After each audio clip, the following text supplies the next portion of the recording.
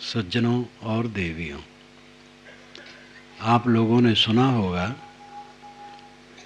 कुछ आत्मा पर भूत प्रेत का दबाव रहता है। वे आत्माएं बहुत पीड़ित रहती हैं, उनके ऊपर भूत प्रेत चढ़े रहते हैं, इसलिए सदैव पीड़ित रहते हैं। प्रेतों का प्रकोप आत्मा पर, उनका दबाव, ऐसे आदमी जहाँ जहाँ रहते, कहीं भी रहें, सोते जागते, जंगल पर्वत शहर नगर घर गांव, कहीं भी रहें, प्रेत उनके ऊपर चढ़े रहते हैं और वे सदैव पीड़ित रहते हैं।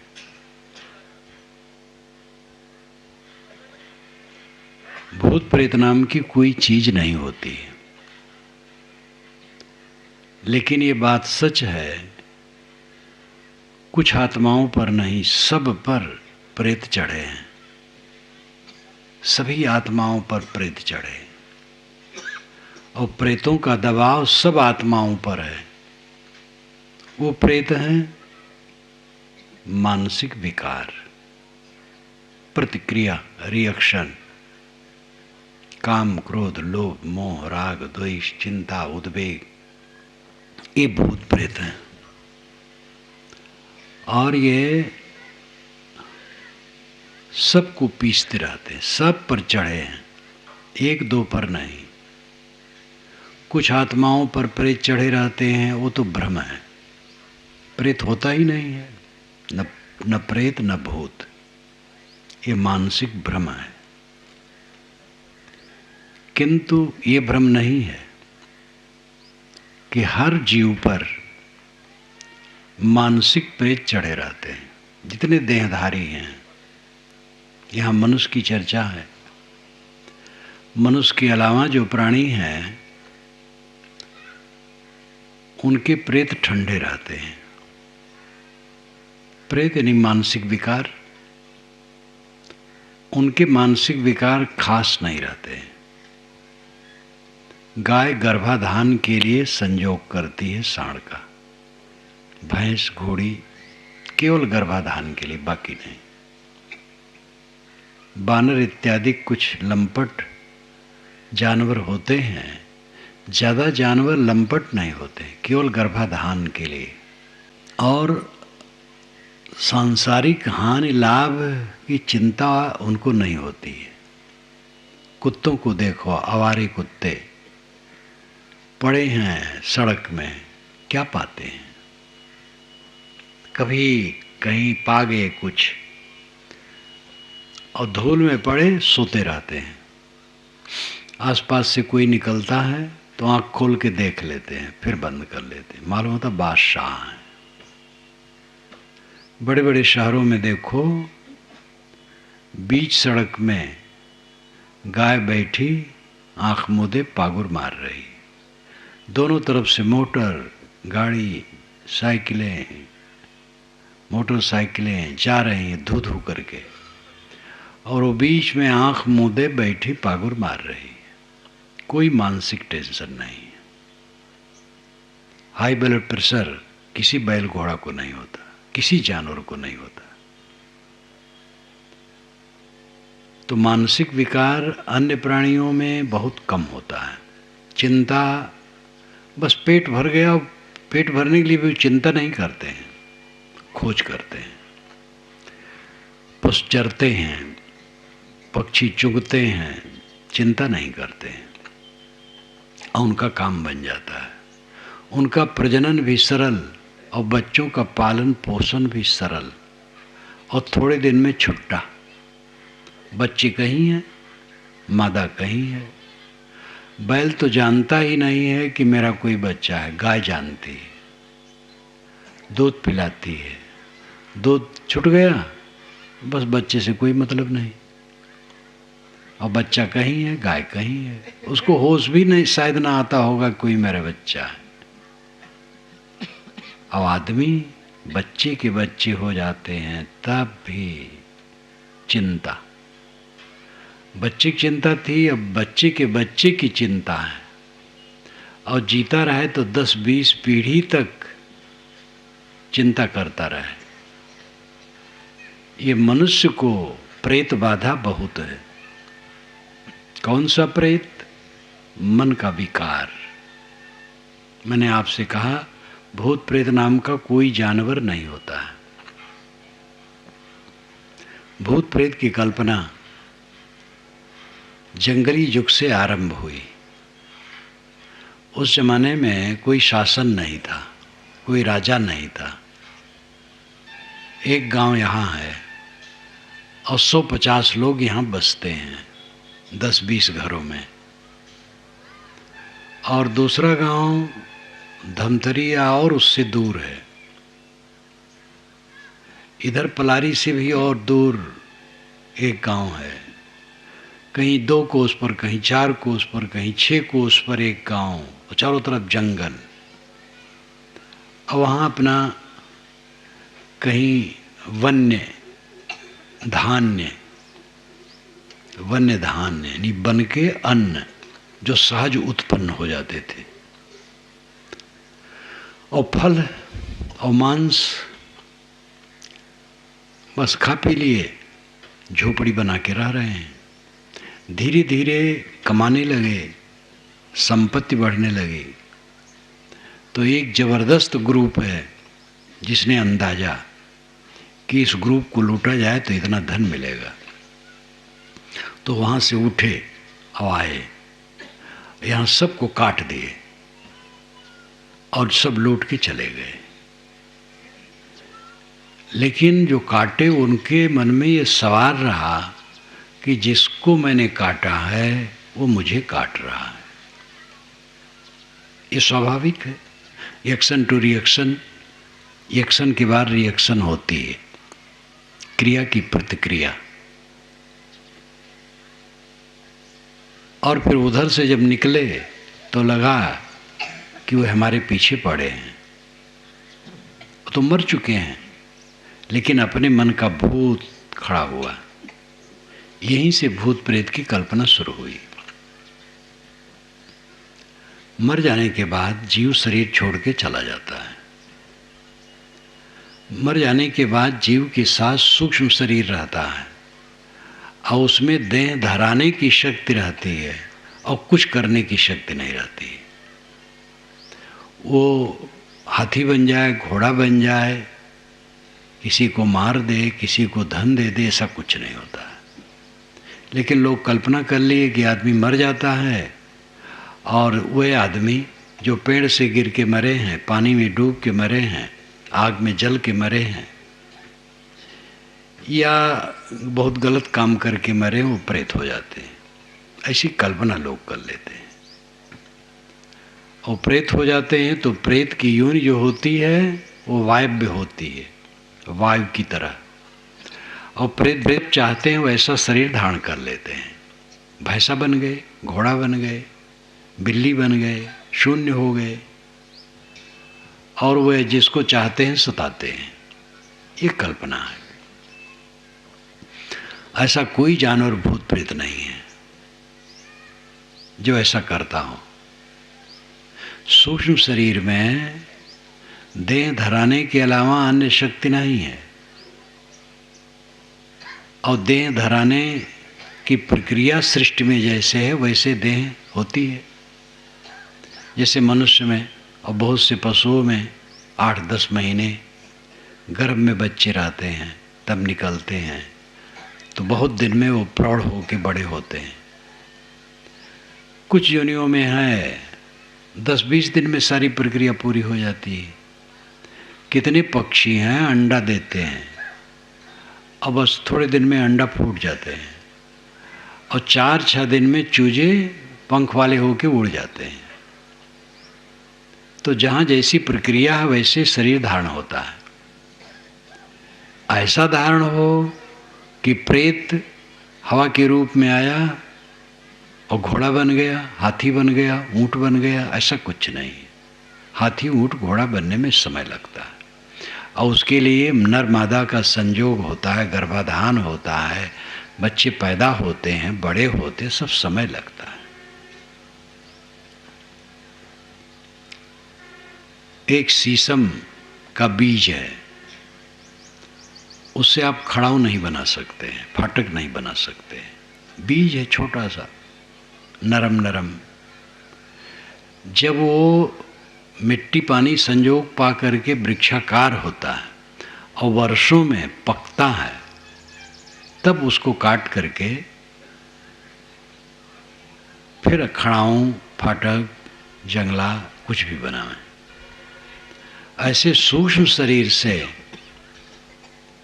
केवल देह निर्माण होता है सृष्टि की प्रक्रिया के अनुसार। सूक्ष्म शरीर में कोई शक्ति नहीं है कि उससे जीव हाथी घोड़ा बन जाए तत्काल और गायब हो जाए।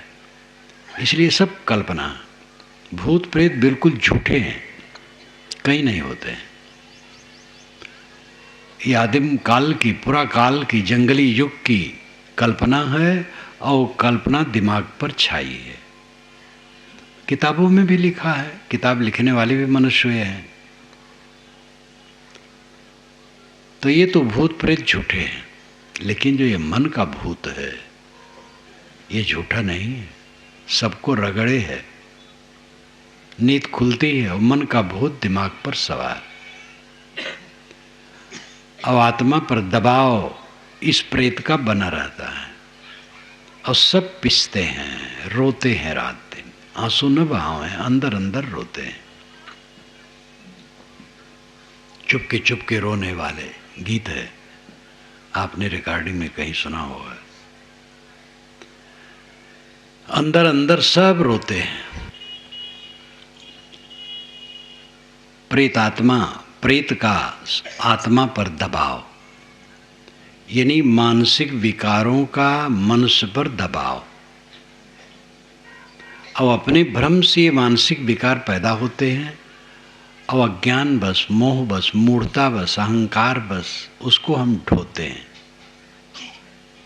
है कुछ नहीं, लेकिन बड़ा भयंकर है। कुछ न होते हुए इतना सब कुछ है कि सबको रुला रहा है। अंधकार क्या है? लाठी डंडे से पीटो, अंधकार कहीं कुछ नहीं है। पकड़ना चाहो कहीं कुछ नहीं है, लेकिन घोर अंधकार में अपना हाथ भी नहीं दिखता है।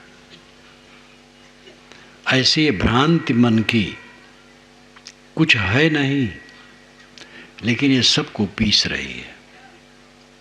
ज्ञान हो जाने पर भी ये मानसिक विकार नहीं मिटता है, साधना करने पर मिटता है।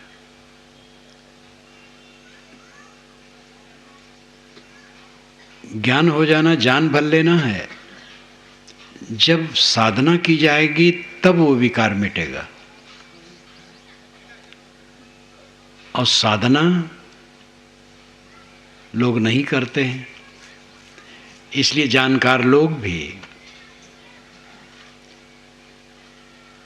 कहते महाराज क्या करें, मन में शांति नहीं मिलती है। ये मानसिक भूत प्रेत समाधि में समाप्त होते हैं, पूरी समाधि में समाप्त होते हैं। ध्यान समाधि, जब पूर्ण समाधि लगती है मन निर्विकल्प हो जाता है, शून्य, संकल्प शून्य, तब ये भूत प्रेत, मन के भूत प्रेत समाप्त हो जाते हैं। लेकिन समाधि से उठो तो ये भूत प्रेत फिर चढ़ बैठेंगे। इसलिए ऐसा अभ्यास करो कि समाधि के बाद भी समाधि का असर हरदम बना रहे। हरदम कोई समाधि में तो नहीं बैठेगा। खाना है, पीना है, नहाना है, धोना है, काम धंधा करना है, व्यवहार बर्ताव करना है, तो हरदम समाधि में कोई कहाँ तक बैठा रहेगा। लेकिन जब साधना अखंड रूप से चलने लगती है तो उसकी एक धारा हो जाती है। जितना उसमें प्रवेश करो उतना उसका मर्म समझ में आता है और फिर वो थोथा लगता है। जो मन आपको रात दिन रगड़ रहा है वो मन शून्य हो जाता है। अपने पर हंसी आती है कि किन वाहियात बातों को लेकर मैं रो रहा हूँ। कौन यहाँ दुश्मन है, कौन अपना है, कौन पराया है। बचपन से आज तक कितने संबंध हुए हैं, कितने लोग मिले हैं, कौन रहा है। लेखा जोखा इसका हम नहीं कर सकते हैं। बचपन से बड़े सुंदर सुंदर लोग मिले, सुशील, सुंदर, समर्पित, क्रूर, क्रोधी, विद्वेषी, अच्छे और बुरे, हर प्रकार के मिले, और कोई रहा नहीं, मिला और छूटा। ट्रेन पर आप बैठते हैं, जब गाड़ी चलती है, दोनों तरफ गांव, नगर, सड़कें, ट्रकें, मनुष्य, पशु पक्षी, नदी नाले, बहुत कुछ मिलते हैं और सब भागते चले जाते हैं। जीवन की कथा यही है। पूरे जीवन में जो कुछ मिलता है भागता चला जाता है। कणों का प्रवाह, चारों तरफ कणों का प्रवाह है, सब तरफ सब कुछ हरदम भागता है। अब हम उसको पकड़ते हैं, इसीलिए भूत प्रेत हमारे दिमाग पर चढ़ता है। पकड़ना छोड़ दें तो भूत प्रेत नहीं चढ़ेगा। भूत प्रेत मानसिक विकार, यही भूत प्रेत है, और भूत प्रेत तो होते नहीं। मन के विकारों को हमने गढ़ के बनाया है अपने अहंकार बस। जैसे किसी ने हमें कुछ कह दिया तो इसको लेकर के मन हरदम उधेड़बुन में पड़ा रहता है। उसने कह दिया, वो हमसे छोटा और हमें कह दिया, या हमसे बड़ा है कह दिया, यह हमारे बराबर है कह दिया। सब तरफ से प्रतिक्रिया होती है। अपना अहंकार, अगर हमने कुछ गलत किया तो ग्लान करके गलत छोड़ दे, और दूसरे ने कहा तो हमारी जिम्मेदारी ही नहीं है। छोटा बड़ा मध्यस्थ कोई कह दिया हो तो उसका दोष उसके ऊपर है, हमें उसकी क्या चिंता है। लेकिन अपने नाम रूप में मोह होने से आदमी दुखी होता है। ये शरीर क्या है? चाम का पुतला। इसका आरंभ होता है थोड़े से कण का, पानी के बुदबुदे से, और फिर छोटा सा दाना बनता है, फिर बढ़ता है, फिर एक लोथड़ा बन जाता है, फिर उसमें अंगों का विकास होने लगता है, और बनते बनते पूरा आकार आ जाता है। पेशाब का एक कतरा है ये शरीर, एक अंश है छोटा सा, और बढ़ करके स्थूल ये लाश बन गई है। इस लाश में इतना मोह, लिबलिबा लाश, पसीना और रक्त से लिबलिबा है। हड्डी की झोपड़ी अंदर में है, नसों का जाल है, रक्त का बहन है, टट्टी पेशाब की थैली लटकी है अंदर। कितना बीभत्स, कितना घृणित। और काम क्रोध लोभ मोह शैतान इसमें उछल कूद कर रहे हैं। कौन सी प्रिय वस्तु है इसमें? इसको कोई कुछ कह दिया, क्यों व्याकुल हो? कहने दो। कहना सुनना सब झूठ हो जाता है। यहाँ जो बुजुर्ग बैठे हैं वे सोचें कि 50 बरस के पहले उनके जीवन में जो कहना सुनना रहा आज कहाँ है? आज वाला कहाँ रहेगा? रात दिन सब भाग रहा है, सब भाग रहा है। विवेक जागृत करो, खूब अध्ययन करो, सत्संग करो, साधना करो, ये मन के भूत प्रेत को मिटाओ। मैंने आपसे कहा था कि लोग कहते हैं अमुक आत्मा पर भूत प्रेत का बाधा बहुत है, और उस भूत प्रेत का दबाव उस आत्मा पर रात दिन पड़ता है, इसलिए बहुत दुखी है। ये भ्रम है। लेकिन जिस भूत प्रेत को मैं कहता हूं वो सब पर है। वो है मानसिक विकार, मन का मैल, सब पर है, कोई बचा नहीं। साधु संत इसी को ठीक करने के लिए ज़्यादा कमर कस लिए हैं, लेकिन करें तब। खाली कपड़ा पहन लेने से काम नहीं होगा। नखरा बनाए राम ना मिले, कपड़ा पहन लेने से वो दशा नहीं आएगी, करना पड़ेगा। अपने मन के भूत को सब झाड़ो। आप क्यों दुखी हो? मन के भूत के कारण, लड़के के कारण नहीं। लड़का ने ऐसा कह दिया, अब हौल हौल करके मन में वही आ रहा है। साल भर के पहले कहा था, अब आज भी मन पीड़ित है। इस रोग को कौन मिटाएगा? पत्नी ने कह दिया, पुत्र ने कह दिया, पति ने कह दिया, भाई ने कह दिया, पिता ने कह दिया, गुरु ने कह दिया, शिष्य ने कह दिया, पड़ोसी ने कह दिया, समधी ने कह दिया। जिसके मन में जो होगा कह देगा। सबके अंदर में तो शैतान भरा है, सब मदिरा पी करके डाउन है। जो पानी की मदिरा है उसका नशा थोड़े समय में उतर जाता है, और जिस मदिरा को हम सब देहधारी पिए हैं, ये मदिरा का नशा कभी उतरता नहीं है, बस थोड़ा सा अप डाउन होता है। थोड़ा ठंडा हो गया, थोड़ा उग्र हो गया, लेकिन ये नशा सब समय रहता है। और इस नशा को मारने ही से ख़त्म होगा, अपने से ख़त्म नहीं होगा। जन्म जन्मांतर से मदिरा पी पी करके हमने खूब नशा जमा कर लिया है।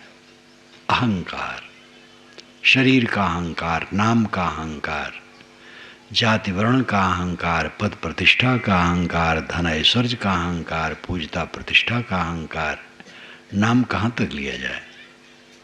जिन जिन से हम अपने को जोड़ते वो सब का अहंकार, और ये सब की शराब पी करके बदहोश हैं, सब शराब से डाउन है। ऐसी स्थिति में किसी के मुख से कुछ निकल जाए, क्यों पीड़ित हो? दया करो।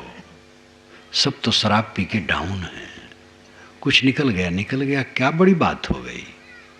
मारपीट नहीं हुई, यही कुशल हुआ। अगर कोई पीट भी दे, सह लो। आप कहोगे महाराज कितना सहें? कोई पीटता रहे तो हम कब तक सहेंगे? कोई ऐसा पीटता नहीं, कभी कभार ऐसा हो जाता है, तो वहां जैसे योग्य हो कर लो, बच जाओ। कहीं ऐसी भी जरूरत पड़ती है कि पीटने वाला है तो पहले उसको पीट दिया।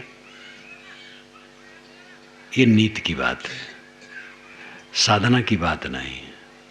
साधना की बात है झुक जाना। और कोई ऐसा पीटता उठता नहीं है। कभी अपवाद स्वरूप ऐसा होता है कि बिना अपराध के कोई पीट दे। ज़्यादातर कहा कोई की बात है, वो तो रात दिन है, घर घर में है, और हर जगह है। जहाँ संबंध है वहीं है।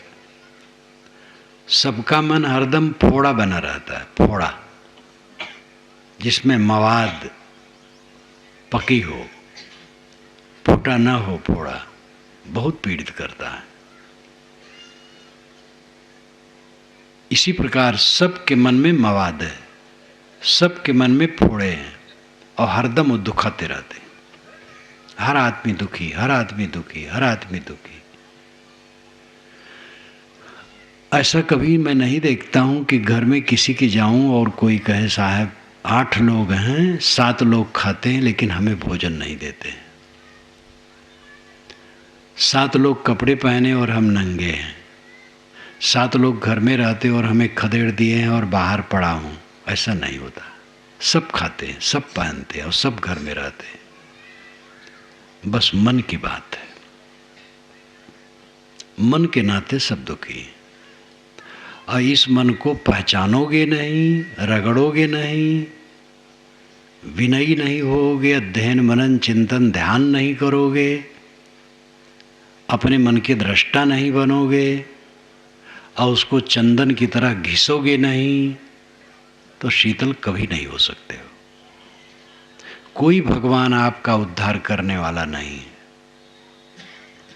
अगर भगवान कहीं होगा अब आपका उद्धार करता तो अब तक हो गया होता।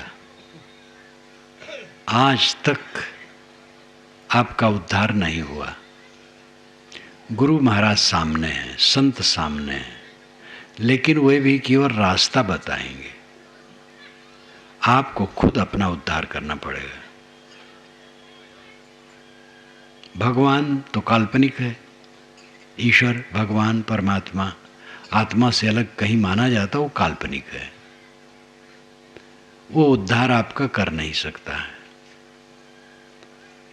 और गुरु संत हैं, वे प्रत्यक्ष हैं, लेकिन वो केवल रास्ता बताएंगे। अपने मन के दृष्टा आप हैं। आपके मन के अंदर में क्या क्या है आप जानते हैं, और उसको ठीक करने की शक्ति आप में ही है। हम अपने मन को ठीक करेंगे, आप अपने मन को ठीक कीजिए, यही चारा है। सब अपने अपने मन के दृष्टा हैं। अपने मन को पहचानो, ता मन को चिन्हो मोरे भाई, तन छूटे मन कहाँ समाई। मन पर कबीर साहब ने बहुत कहा, पानी ते अति पातला, धुआं ते अति झीन, पौनो ते उतावला, दोस्त कबीरन केन। पानी से बहुत पतला, धुआं से बहुत झीन, पवन से बहुत उतावला, ऐसा मन, उसी से सब लोग दोस्ती किए हैं। क्यों दुखी हैं? अपने मन के कारण। मन अज्ञानी है, बेसमझ है, अविवेकी है, इसलिए दुखी है। सुखी होने का रास्ता क्या है? अपने मन को ठीक कर लेना। समझ पाना बड़ा मुश्किल है, परत पर परत भ्रांतियां भरी हैं। एक परत को उधेड़ करके समझ जाओ तो लगता बेड़ा पार हो गया, लेकिन नीचे से और परत निकलती है, उसमें और भ्रांतियां, फिर और उखाड़ते जाओ सब परत, तो लगता है अभी और दुख आ गया, और दुख आ गया, लेकिन करते जाओ सब दुख मिट जाएगा। है केवल धुआं का धरहरा नाम लाट। जैसे कहीं जोर से आग लगे और गीली वस्तु वहाँ ज़्यादा हो तो उसका धुआं सैकड़ों फीट ऊंचे पर्वत जैसा हो जाता है, इसको धरहरा कहते हैं। तो धुआं का धरहरा, धुआं का लाट, मन की दशा यही है। मन कोई द्रव्य नहीं, मन कोई ऐसी चीज नहीं, लेकिन ऐसी चीज है कि सबको ही रुला रहा है। और वो स्वतंत्र जानवर नहीं है कि रुलाता रहेगा, वो हमारे अधीन है, हम ही ने उसको बनाया है। कहा जाता है एक सेठ के यहाँ संत रहे, तो संत चलने लगे तो कहे महाराज ऐसी कुछ कृपा कीजिए कि हमारी तृष्णा सब पूरी हो जाए, बहुत काम करने का मन है। तो संत ने कहा भाई जितना है उतना बहुत है। कहे नहीं महाराज कुछ ऐसी कृपा कीजिए जितना मुझे संतोष नहीं है। तो कहे अच्छा तो मैं तुम्हें एक प्रेत दे दूं, वो बहुत काम कर डालेगा, घंटों में वो बहुत काम कर डालेगा। महाराज बड़ी कृपा होगी। तो संत ने कहा लेकिन जब तुम काम उसको नहीं दे पाओगे तब तुम्हें खाने को तैयार हो जाएगा। तो कहेगा महाराज इतना काम है कि उसको काम में लगाए रखेंगे। कहे ठीक है, तो दे दिया प्रेत को। तो प्रेत खड़ा हुआ सामने, सेठ जी से कहा काम बताओ। तो काम बताया। जिस काम को महीनों में किया जा सकता था वो कुछ मिनटों में करके आ गया। कहा और काम बताओ। तो सेठ को भय तो लगा, इस शुरुआते में ऐसा है। फिर और काम बताते गए, अब काम सब खत्म हो गया। तो कहा जाओ नगर भर का कचरा साफ कर दो। वो भी करके आ गया मिनटों में। कहा काम बताओ। तब लगा कि अब तो जान नहीं रहेगी, हम कहाँ तक काम बताएं, ये हमें खा जाएगा। कहे तुम थोड़ी सी हमें फुर्सत दो, संत से पूछ लो। गए संत के पास, कहे महाराज जो आपने खतरा बताया था वही खतरा है, अब जान बचेगी नहीं, कुछ बताइए क्या करूं। काम वो इतना चाहता है, वो मैं दे नहीं पा रहा हूं, खाने को तैयार है। तो उन्होंने कहा देखो एक बांस गाड़ दो, जब कोई काम ना हो तो कह दो इसी पर चढ़ो उतरो, तो चढ़ता उतरता रहे, वो काम कभी खत्म नहीं होगा। तो ऐसे कर दिया। ये काल्पनिक कहानी है, कोई ऐसा प्रेत भूत नहीं, ये मन है। ये मन सबको रगड़ रहा है, सबको रुला रहा है, रात दिन रुला रहा है, सब रो रहे हैं। इस मन को काम बताओ। साधना व्यवहार का भी काम जरूरी है। हल चलाओ, ट्रैक्टर चलाओ, कुदारी चलाओ, नाली साफ करो, कपड़ा बुनो, जो रचनात्मक काम है, जहाँ जिसकी जो जिम्मेदारी है, रोटी पकावें, बर्तन माजें, सब काम करो। हिंसा का काम न करो, मुर्गी बेचने का धंधा न करो, बकरी बेचने का धंधा न करो, कसाई का काम न करो, नशा की चीज को बेचने का काम न करो।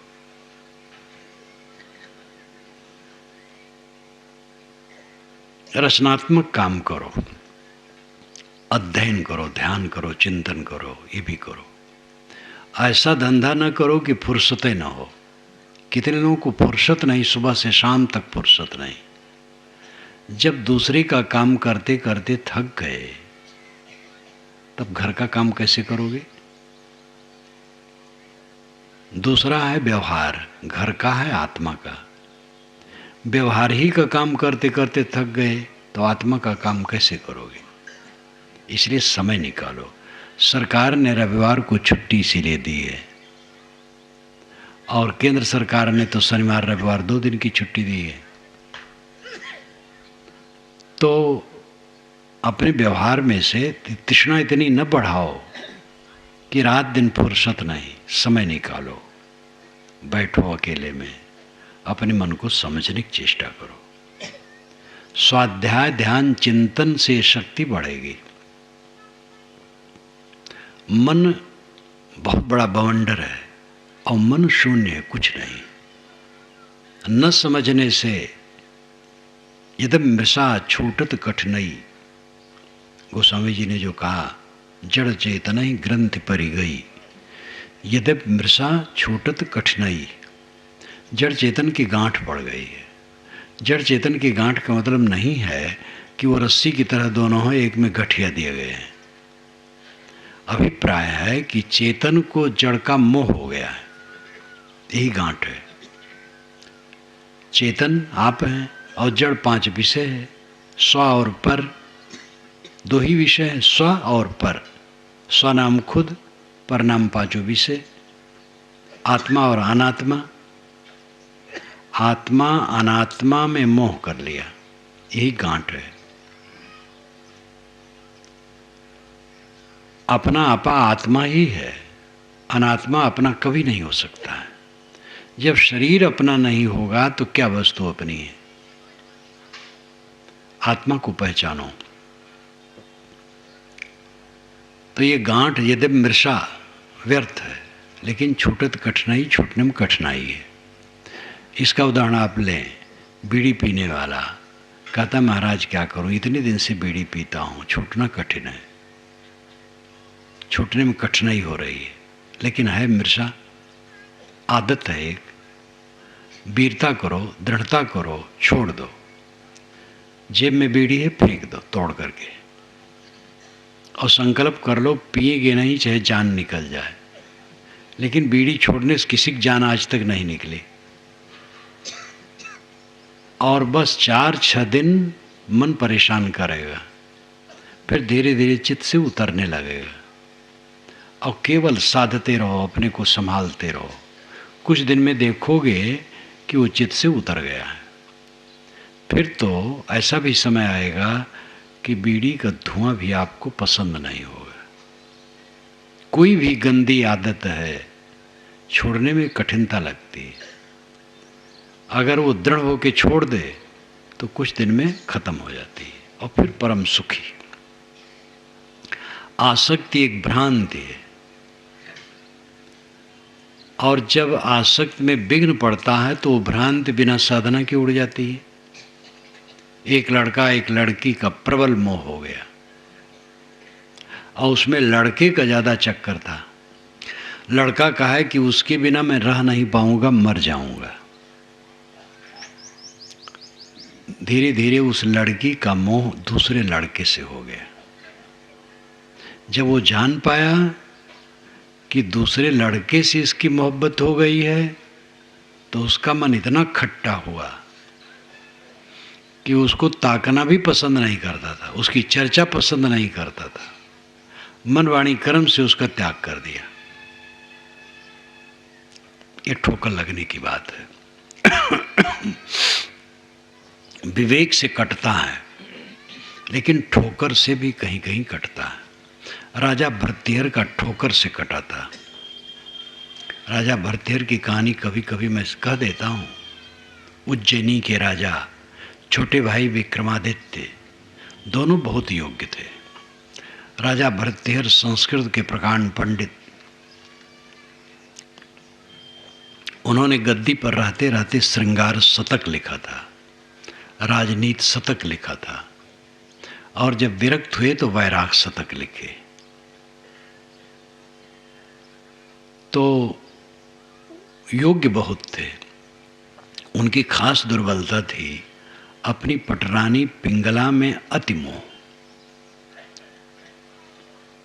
लेकिन पिंगला का दोष था, वो पति को समर्पित नहीं थे। घोड़ा दरोगा से मोह। राजाओं के घोड़े होते थे तो घोड़ों का जो मालिक होता था, उसके सेवक प्रबंधक, वो सब के ऊपर जो होता था घोड़ों का, वो उससे मोहग्रस्त थे। और इस बात को बहुत लोग जानते थे लेकिन भरतहर नहीं जानते थे। विक्रमादित्य ने एक दिन भरतहर से कहा कि भैया भाभी का मन ठीक नहीं है। बताया तो भरतहर को बड़ी चोट लगी और उनको चाहिए था उसका अनुसंधान करना और चिकित्सा करना, लेकिन वो मोह बस पिंगला ही से जाके कहती है। पिंगला भड़क गई और कहीं कुछ नहीं, विक्रमादित्य भ्रष्ट है। अपनी भ्रष्टता को छिपाने के लिए मुझे भ्रष्ट कह रही है। और पिंगला के हाथ में राज की बागडोर थी। पिंगला जो कहती थी राजा वही करता था। तो पिंगला ने कहा वो मुझे ईर्ष्या करता है और मुझे बदनाम करना चाहता है। थोड़े दिन में पता चल जाएगा आपको, संतोष कीजिए। चक्कर में डाला पिंगला ने और फिर इधर षड्यंत्र करना शुरू किया। नगर के सेठ को बुलाया और कहा कि तुम ऑब्जेक्शन लगाओ विक्रमादित्य पर, ये तुम्हारी बहू को चाहते हैं। सेठ ने कहा हुजूर इतने सज्जन हैं विक्रमादित्य, जिनको सपने में जिसका भास नहीं, मैं कैसे ऐसा कहूँ। तो कहे देखो नहीं कहोगे तो तुम्हारे परिवार सहित तुम्हारा सबका मैं वध करवा दूंगी। तो कांप गया। और पहले राजकाज ऐसे होता था, आजकल नेता ऐसा नहीं कर सकता है। और नेता कहीं किया तो उसका बहुत बड़ा बवंडर होता है। तो वो कांप गया और उसने ऑब्जेक्शन किया। तब भरतहर के सामने आया। पिंगला ने कहा देखा कितना भ्रष्ट है विक्रमादित्य। तो भरतहर ने विक्रमादित्य को बुला के कहा तुम्हें और दंड मैं नहीं देता हूं, तुम राज से निकल जाओ। विक्रमादित्य ने कहा भैया मैं निकल जाऊंगा, लेकिन इसको लेकर के आपको किसी दिन रोना पड़ेगा, क्योंकि मैं सच हूं। चले गए हो। कुछ दिनों के बाद एक ब्राह्मण एक फल लाया, अच्छा फल, मीठा। भरतहर को दिया, भरतहर ने उसको दान दिया। हर व्यक्ति की ये भावना होती है कि प्रिय वस्तु प्रीतम को दी जाए। अगर कोई हमारा प्रियतम है, प्रिय, प्रियतर, प्रियतम, प्रिय प्यारा, प्रियतर बहुत प्यारा, प्रियतम सर्वाधिक प्यारा, हर प्रिय वस्तु को व्यक्ति अपने प्रियतम की सेवा में देना चाहता है। और उसकी प्रियतमा पिंगला थी, तो फल लेके पहुंच गया पिंगला के पास, कहा इसको तुम खाओ। पिंगला ने कहा मैं स्नान करके खाऊंगी, किसी ब्राह्मण का दिया हुआ पुनीत फल है। वो चला आया, उसने सोचा ये तो मेरे यार घोड़ा दरोगा लायक है। घोड़ा दरोगा को बुलाया, दिया। घोड़ा दरोगा पिंगला में जितना आसक्त था उतना नगर वधु में आसक्त था, उससे ज्यादा। फल लेकर के नगर वधु के पास पहुंच गया। नगर वधु यानी वेश्या, उसको दिया। घोड़ा दरोगा तो चला आया। वेश्या ने सोचा है तो राजा लायक है, वो फल राजा के पास ले आई। राजा ने कहा तू कहाँ पाई, तो बताना पड़ा। घोड़ा दरोगा बुलाया गया, उसको बताना पड़ा पिंगला से। उसने फल रख लिया, पिंगला के पास गया, फल तूने खाया? कहे वो तो तभी खा गई। निकाल के दिखाइए कहाँ से आया। पिंगला बदहोश हो गई, समझ गई आज हमारी पोल पट्टी खुल गई। राजा चाहता पिंगला को मरवा देता, घोड़ा दरोगा को मरवा देता, कुछ नहीं किया। अपने कक्ष में आकर के ग्लान में डूब गया। विक्रमादित्य के विषय में पता लगाया तो निर्दोष थे। विक्रमादित्य के लिए राजा रोया, मंत्रियों से कहा विक्रमादित्य को जहां हो खोज के लाओ, उसको गद्दी बैठाओ, अब मैं एक दिन भी गद्दी पर नहीं रह सकता। विरक्त हो गए। वहीं पर उन्होंने यह श्लोक कहा, याम चिंतयामि सततम मयि सा विरक्ता, सापन्यमिच्छति जने सजनो अन्य सक्ता, अस्मत्कृते परितुष्यति काचिदन्या, धिक्ताम चा तम चा मदनम चा इमाम चा माम चा। याम चिंतयामि सततम, जिसका मैं निरंतर चिंतन करता हूँ, मैं सा विरक्ता हूँ, मुझसे विरक्त है। मैं पिंगला को रात दिन जपता हूँ और पिंगला मुझसे विरक्त है, घोड़ा दरोगा में फंसी है। याम चिंतयामि सततम मयि सा विरक्ता, सापन्यमिच्छति जने सजनो अन्य सक्ता। सा अपि, वह भी अन्य सक्ता, दूसरे में आसक्त है, यानी घोड़ा दरोगा वेश्या में आसक्त है।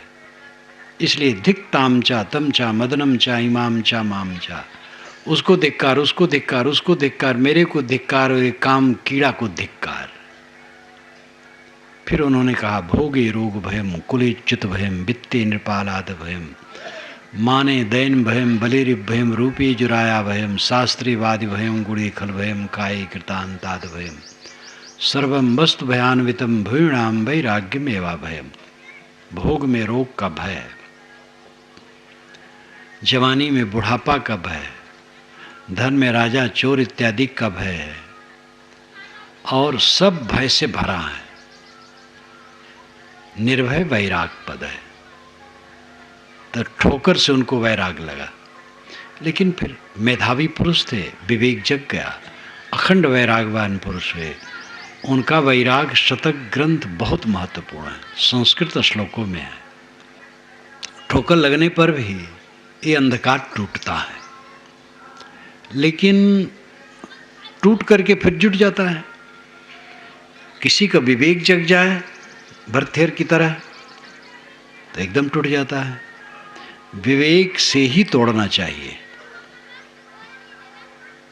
सबके ऊपर मानसिक विकारों के भूत प्रेत लगे हैं और उसके दाब में सब हैं। जो हम चिंता करते हैं, क्यों? यही मानसिक विकारों का दाब। जो हम प्रतिक्रिया में पढ़ते हैं, क्यों? अच्छा बुरा जो हुआ सो हुआ, आवाज से बुरा न करो। आपका काम है बुरा न सोचो, बुरा न बोलो, बुरा न करो। आपके लिए कोई बुरा कह दिया, उसकी जिम्मेदारी है, वो जाने। आप दुखी क्यों होते हो? उसके बुरा कहने से बहुत लोग आपको बुरा मान लेंगे, मान लेने दो। बड़े बड़े पुरुष बुरा कहे गए हैं, जीवन मुक्त पुरुषों को गाली दी गई है। गाली ही नहीं दी गई, गाली लिख के छपाई गई है और प्रचार किया गया है और डंडे भी पड़े हैं। अनेक प्रकार के संकट जीवन मुक्तों पर आए हैं। ईर्ष्यावश, द्वेषवश उनको तकलीफ दिए हैं।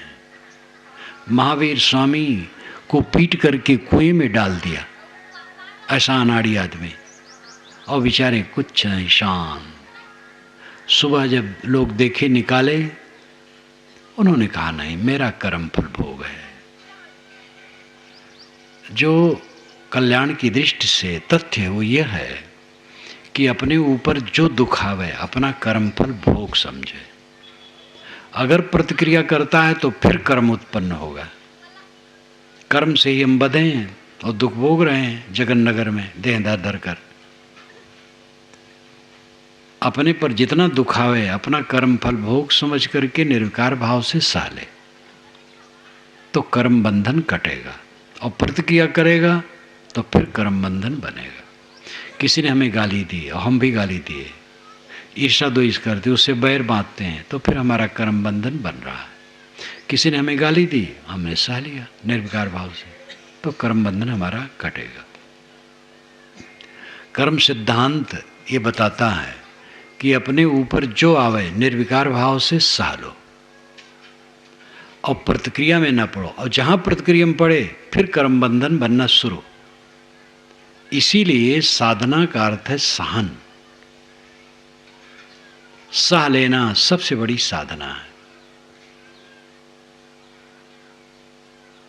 खोद खाद धरती सह काट कूट बन रहा है, कटुक वचन साधु सह और से सहा न जाए। तो साधु कौन है? जो कटु वचन सह ले। धोती कुर्ते में है, शर्ट पैंट में है, साड़ी ब्लाउज में है, अचला लंगोटी में है, किसी वेश में है, जो सह ले वही साधु है। सहना ही धर्म है, सहना ही उपासना है, सहना ही त्याग तप है। जो सह लेता है, निर्विकार भाव से रहता है, उसका कर्म बंधन कटता है, और जो प्रतिक्रिया शुरू करता है तो फिर कर्म बंधन बनता है। अहंकार में पड़ करके प्रतिक्रिया ही में तो अनादिकाल से हम जलते आए हैं। अब इस जीवन में एक संकल्प कर लिया जाए कि इस जीवन में हम प्रतिक्रिया में नहीं पड़ेंगे। ये तो पानी का बुलबुला है, शरीर आजकल में खो जाएगा, धरा इसमें क्या है? धुआं का धरा रहा, क्षण में मिट जाने वाला। तो थोड़ा सा जो समय है प्रतिक्रिया रहित होकर के जीने का शौक करो। पत्नी ने कुछ कह दिया सह लो, पत्नी कुछ कह दिया सह लो, किसी ने भी कुछ कह दिया सह लो। स्वयं कट न कहो, दूसरे की बात सह लो। एक काम करो खाली इतना, देखोगे जीवन अमृत हो जाएगा। लोग कहते महाराज कितना सहें? मैं कहता हूं जितना लोग सहावें। ये कल्याण की बात है, नीत की बात नहीं। नीत में पंचायत है, मुकदमा है, मारपीट वहां भी माने नहीं है। अब कोई लाठी लेके आया, आप भी लाठी लेके अपने संभाल लिए, ठीक है, परंतु साधना की दृष्टि से सहना ही है। संसार में नीति भी है और नीति की जरूरत है, पुलिस की जरूरत है, दंड की जरूरत है, पंचायत की जरूरत है। पंचायत में जो निर्णय होता है उसको स्वीकारना जरूरत है, और ये सब की आवश्यकता है। इसका मैं खंडन नहीं करता हूं। एक दिन कानून उठा लिया जाए, पूरे भारत को छोड़ दो, केवल धमतरी जिले में घोषणा कलेक्टर कर दे कि धमतरी जिले में 10 तारीख को, 10 मार्च को कोई कानून नहीं रहेगा, कोई कुछ करे उसको दंड नहीं होगा, तो धमतरी में उथल पुथल हो जाएगी। पूरे जिले में पता नहीं क्या क्या होगा। अभी एक सज्जन हमसे कह रहे थे परसों कि महाराज जो संकट है, जो उन्होंने बताया, कितनी चोरियां और कितनी विपत्ति हुए मुझे बताए, ऐसे ऐसे बदमाश, ऐसे ऐसे दुष्ट हैं।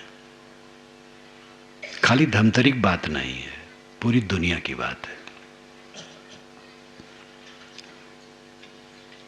इसलिए कानून की जरूरत है, दंड की जरूरत है, न्याय की जरूरत है। लेकिन जो ये स्टेज है, ये साधना का पक्ष है। साधना में सहना जरूरी है। जो रात दिन सहना है, क्या उसमें पंचायत करोगे? आप घर में गए और पत्नी ने कुछ कटु कह दिया तो क्या करोगे? मुकदमा दायर करोगे कि पंचों को बुला करके पंचायत करोगे? वहां तो सह लो। लड़के ने कुछ कह दिया, एक लड़के ने अपने पिता को डंडे से मार दिया, उनके पैर में घाव हो गए। दूसरे दिन लोग मिलने आए, कहे ये क्या हो गया? कहे वो जा रहा था, लकड़ी लग गई, चोट लग गई। कैसे कहें कि पुत्र ने मार दिया? अपनी बदइज्जत कराना। तो जहां सहने की बात है, रात दिन, वो मुकदमा वहां नहीं चलता है। रात दिन जो सहना है, कितना मुकदमा करोगे? पुत्र पर, पत्नी पर, पति पर, मुकदमा फिर रहेगा। जो बराबर सहना है, वहां सहना ही है, मुकदमा नहीं करना, और लड़ना भी नहीं है, पंचायत भी नहीं करना है। साधना का पक्ष बिल्कुल अलग है। मर जाना साधना है। जीवत मृतक साहेब में साखी ग्रंथ में कहा है, बीजक में भी तो कहा है, मरते मरते जग मुआ, मोए न जाना कोई, ऐसा होए कि ना मुआ बहुर न मरना हो। जीवत मृतक, जीते जीते मर जाओ, अहंकार छोड़ दो, तब जानिया जब जीवत मुआ। जीवन की सच्चाई तब समझ में आई जब जीते जीते मर गया। इसका मतलब क्या है? अहंकार छोड़ दिया, शीतल हो गए। मस्त राम मुर्दे से पूछे, मुर्दा कुछ बतलाओगे? मुर्दा में से मुर्दा बोला, मर जाओ सुख पाओगे। मस्त राम लेटे थे, एक मुर्दा पड़ा था, तो मस्त राम ने मुर्दे से कहा कि मुर्दा राम कुछ मुझे सीख दोगे? मुर्दा ने कहा जरूर सीख दूंगा। कहे कहो। कहे मर जाओ सुख पाओगे। मैं मर गया, झंझट खत्म, तुम भी मर जाओ। जब आदमी मर जाता तो चिंता करता है कुछ? घर द्वार सब जैसे हो, मर गया बस, तो मर जाओ सुख पाओगे। तो यहाँ मर जाने का अर्थ है मन को मार लेना, जहर खाना नहीं। वैसे आजकल आत्महत्या में बड़ी वीरता हो गई है। आत्महत्या अंग्रेज गवर्नमेंट के ज़माने में बहुत कम होती थी। मुझे बचपन में याद है कि गरीब तबकों में, बहुत गरीब मजदूर बेचारे, वर्षा में कुछ दिन तक भूखमरी उनकी पड़ती थी। चूल्हा नहीं जलता था 2-2, 3-3 दिन। आस पास के लोग जब जान पाते थे तो उनको कुछ देते थे। लेकिन मैंने कहीं नहीं देखा कि कोई आत्महत्या किया है। अब आजकल आत्महत्याएं कहाँ हो रही हैं? खाते पीते घर में। मजदूरों में नहीं होती है। मजदूरों में कहीं आत्महत्या होती हो तो हो, ज़्यादातर ये खाते पीते घर में, संपन्न घरों में होती है। मध्य रूप में जो हैं संपन्न और बड़े कहलाने वाले, इनमें होती है, मजदूरों में नहीं होती है। मजदूरों को आत्महत्या करने की फुर्सत ही नहीं है। दिन भर डट के काम किए, शाम को दर फर करके पका के खाए और चटाई पर पड़े और रात भर सोते हैं। फिर सुबह काम में लग गए, कब आत्महत्या करें वो? ये जो बैठे ठाले लोग हैं और कमाते खाते हैं, जिनको ब्लड प्रेशर बढ़ता है और शुगर बढ़ता है, हार्ट की बीमारी बढ़ती है और तमाम बीमारियां और तमाम रोग, जो अब 4 कदम भी पैदल चलना नहीं चाहते हैं, ऐसे लोग आत्महत्या खूब कर रहे हैं। ये सब मानसिक विकार है। आत्महत्या, तलाक, जो विदेश में ज़्यादा बोलबाला था, भारत में वो बढ़ रहा है। टीबी ने तो खूब कमाल कर दिया है। अब तो सबसे बड़ा देवता कौन है? टीबी। आपके घर में टीबी, कपड़ा बढ़ाया है, जब आए स्विच ऑन किए, बस उसके सामने मुग्ध हैं। अब धर्म कर्म भगवान भवानी कौन पूछता है? सबसे बड़ा भगवान टीबी है और उसका मवाद सब दिमाग में भर के तब सोते हैं। संभालो अपने को, ये जो भौतिकवाद की बहिया है, अपने को बचाओ। व्यक्तिगत कोई साधना कर सकता है, समाज सुधार कोई वस्तु नहीं है, व्यक्ति सुधार वस्तु है। व्यक्ति ही तो है, समाज क्या है? एक एक व्यक्ति अलग कर दो, समाज क्या है? व्यक्ति सुधार होता है और व्यक्ति के सुधरने से समाज सुधार कहा जाता है। अपने को संभालो, समस्या नहीं है। भैया बनी रहे, दुनिया जैसे वैसे रहे, आप अपने पर दृढ़ हो जाओ तो आपका कल्याण पक्का है। तो भूत प्रेतों का दबाव कुछ आत्मा पर होता है और वे बेचारे बहुत पीड़ित रहते हैं, ऐसा आप कभी अखबारों में पढ़ते होंगे, पत्रिकाओं में पढ़ते होंगे। वो झूठी बात है। कोई भूत प्रेत नहीं है जो आत्माओं पर दबाव डाले, लेकिन ये मानसिक भूत प्रेत, रिएक्शन, प्रतिक्रिया, काम क्रोध लोभ मोह चिंता व्याकुलता, ये भूत प्रेत सबके ऊपर सवार हैं और सबको रुला रहे हैं। इनको झाड़ो, इसके लिए स्वयं बैगा बनो। ये बाहरी बैगा काम नहीं करेगा। गुरु संत बड़े बैगा हैं इसके लिए, तो रास्ता बताएंगे। बस वे अपना भूत झाड़ लिए हैं और झाड़ते रहते हैं। आपको बताएं भाई, आप भी ऐसे झाड़ो। ये जो बैगा आता है वो तो कहता मैंने पकड़ लिया भूत को, क्योंकि न भूत होता है न वो पकड़ता है, वो धोखा देता है। लेकिन ये भूत सच है, जो मानसिक विकार का भूत है। और गुरु संत इसके लिए बैगा हैं, सोखा हैं, और वे झाड़ते हैं, अपना झाड़ते हैं और आपको बताते हैं ऐसे झाड़ो। आपको खुद झाड़ना पड़ेगा। हाँ, ऐसे भी गुरु हैं जो कहते हैं तुम मेरी शरण में हो जाओ, तुम्हारी मुक्ति की जिम्मेदारी हमारी है। वो धोखेबाज है। कोई किसी की मुक्ति की जिम्मेदारी नहीं ले सकता है। स्वयं अपनी मुक्ति करनी होगी। अपने मन के भूत को झाड़ो, मन को ठीक कर लो, मन शीतल हो जाए, मन मक्खन हो जाए, मन सुबस हो जाए, बस परमानंद है।